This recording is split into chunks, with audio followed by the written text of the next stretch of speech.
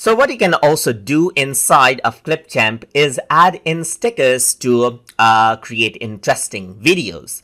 So to access out stickers, you can go around onto the left side where you see graphics. So if you were to go around and click on the top, you can see stickers.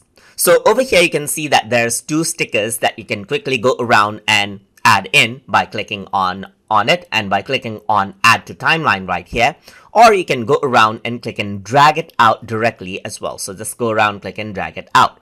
But these are two stickers, as you can see right here, and they are there. So you can see that this is a sticker right here, just like this, and they are animated.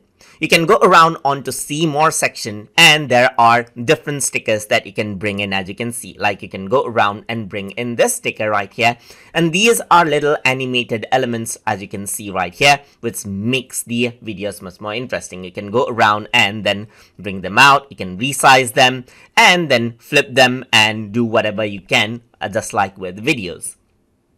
What you can do with the stickers is you can pull them up right here, for example, and then let's say, for example, bring in a media on the bottom, and you can see that the stickers are now on the top. And this is how you can go around and add in interesting elements onto the videos that you edit. So that is how you can go around and utilize the stickers. And if you were to click on this over here on the right hand side, you can see you can apply out filters right here.